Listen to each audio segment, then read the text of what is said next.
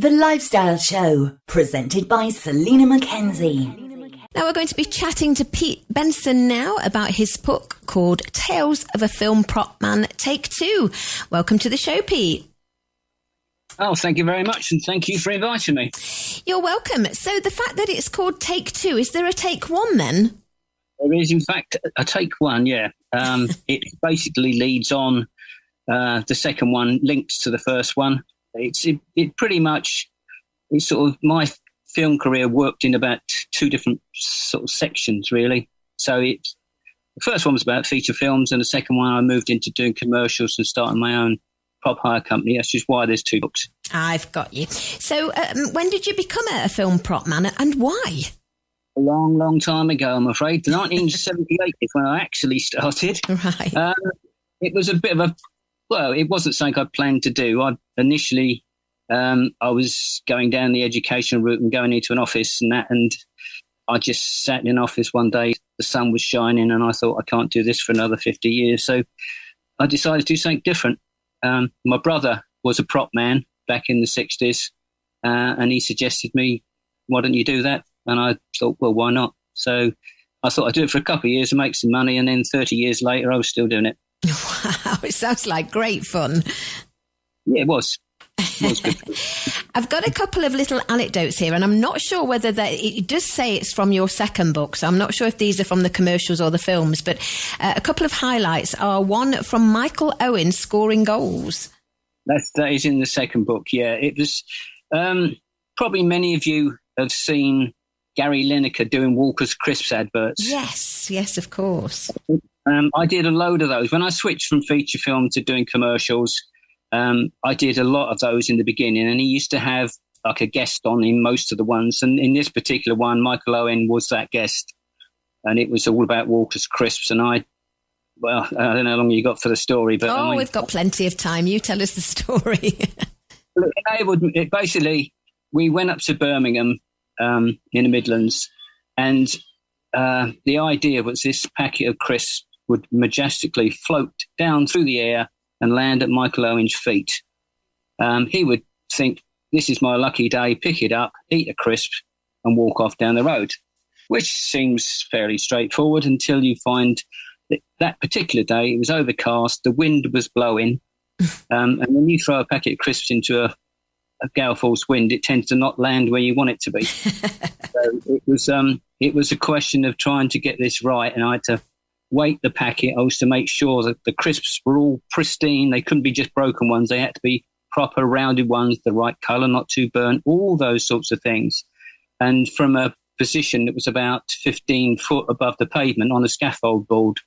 So literally I had to try and find where he was going to be at a certain time, try and guess where this packet would land at his feet. Well, as you can imagine, it was impossible.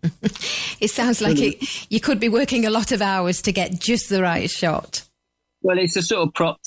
It's what a prop man does in many cases. He gets these impossible tasks a lot of the time to do. And I don't know, I just looked down at him one day and I said, look, I'm sorry, this is really hard. And he looked up and said, don't worry, we'll get this. And I just thought, as I said in the book, basically, that as a striker for England, he probably gets one or two chances and he has to make that chance work. And I thought, that's probably like this one, really. And out of the blue, the wind stopped. I let the packet go and it landed perfectly where it needed to go. He picked it up, took the crisp, walked off down the road, and there was a sort of silence for a while, and everyone just cheered and clapped that we got it. We've been doing it for about an hour and a half. Oh, my goodness. Wow. They're the first things you do as a prop man on commercials. And is he nice? Was he nice, Michael Owen?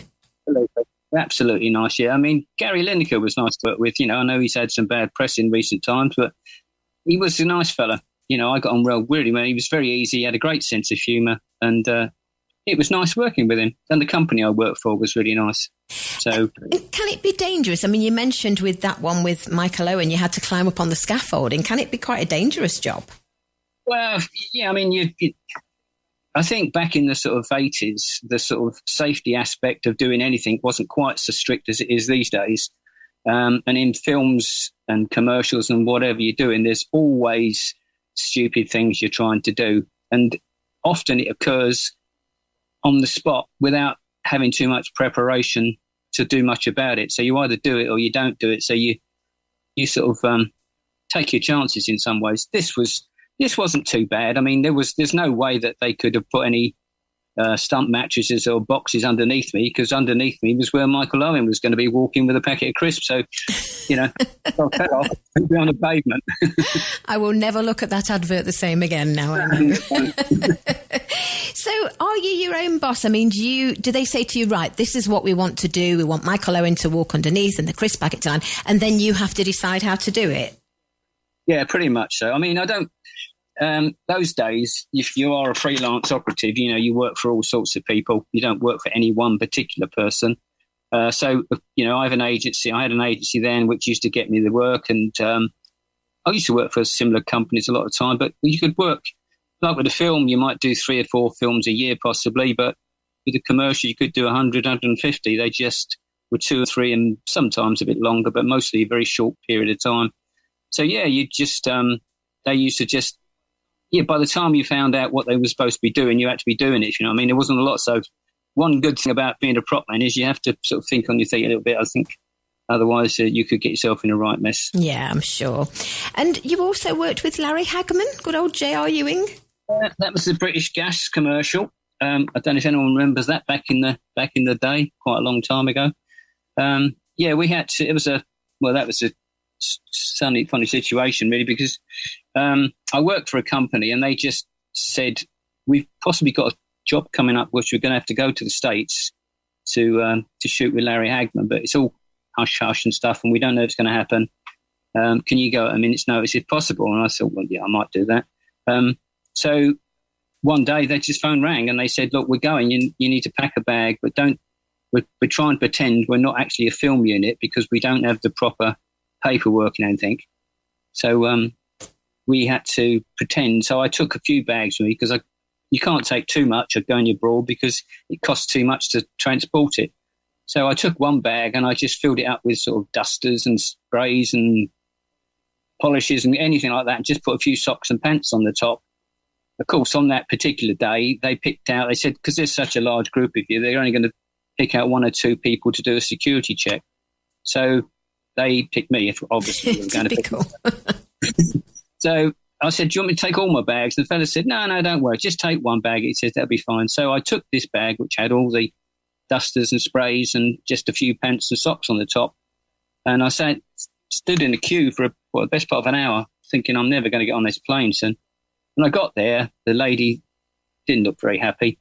And she said, can you open your bag? And I opened it and she took the socks and pants off and there's all these sprays and cans underneath it. She said, you're travelling very light, Mr. Benson. She said, where's the rest of your clothes? I said, well, they're in the other bags. So she said, what other bags? I said, the ones on the plane.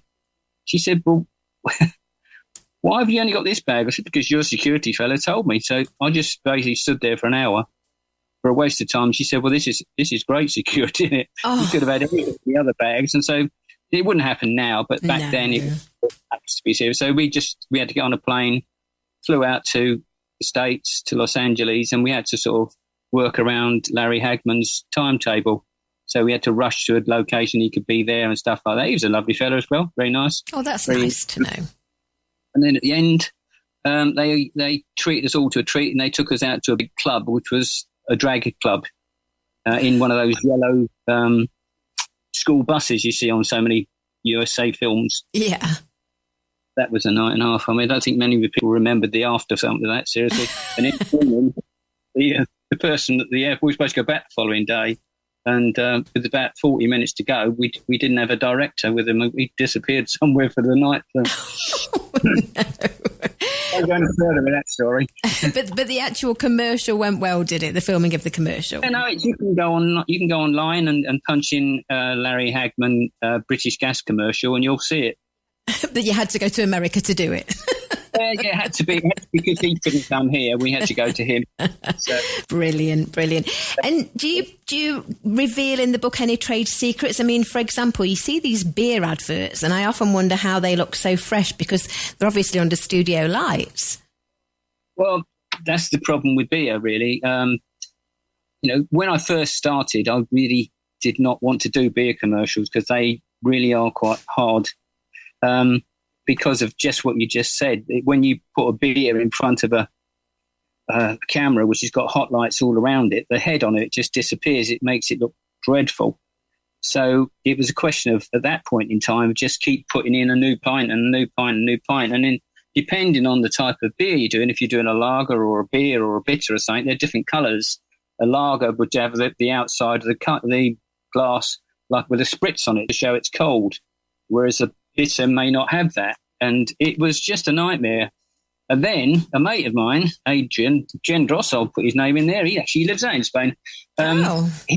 He came up with some great inventions. Became the king of beer, basically, himself. So I learned a lot of him. And there's this, he found this heading, basically, which just mixed it up with a bit of the beer and put it on the top of the beer, and it just sat there. And if it started to go down, just whisk it with a little end of a knife or something like that, and it would stay there again. And then he found this black molasses, which you could water down. You could make it a light lager or a dark bitter or a stout or whatever you like with this thing. So those two little inventions he came up with were brilliant, and I didn't mind doing beer commercials after that for so long. Tricks of the trade. I know. So do you still have your prop hire company, or have you finished now? Yeah, pretty much. I mean, as I said, the first one, Tales of a Film Prop Man by Pete Benson, that dealt with the future side of stuff. And then it was one night on a film called Brazil. I don't know if you've heard of that film. No, I don't think I have. Directed it, and he had Jonathan Pryce was the lead man in it, and so many other British actors. It was a brilliant, lovely film to work on. But we were coming home one night, and it was pouring with rain. It was a really long day. We were tired, and Dennis, my standby prop with us, he said, "God, I'm so tired." He said, "I'm fed up with doing this." And I said, "Well, can't we think of something else?" We did, and that was where the idea came in. And we thought we'd get a couple of other fellas with us, and eventually four of us started the prop hire company. And because we started with 2,000 square feet, which when you're trying to fill that, it's quite a lot.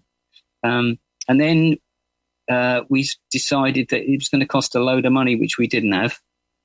So we had to keep working, which was counterproductive to trying to get this company up and running. So in the end, I thought, well, I need to find something that's going to give me the same money so I can still exist, because I had a young family, and I was married. We had a mortgage like everybody else. So commercials was the answer to that. It was a smaller time, same amount of money, and then it gave me a bit more time to go into a company called All Props, which we started. And it went on from there, really. Well, we've had the films. We've got Tales of a Film Prop Man Take 2. So will there be a Take 3? Will you be carrying on? Basically, well, the two books really tell the story of my 30 years and how it progressed from when I first started to when eventually I sold the prop house. It was a much, much bigger hire company than us. That were run by a venture capitalist who gave the lady in charge any amount of money she wanted to go and buy up. They wanted to be the biggest prop hire company in Europe. So they went round and knocked on doors at people they wanted to buy out, and we were one of them. So they made us an offer we couldn't refuse, is the truth of it. So in 2007, we sold it.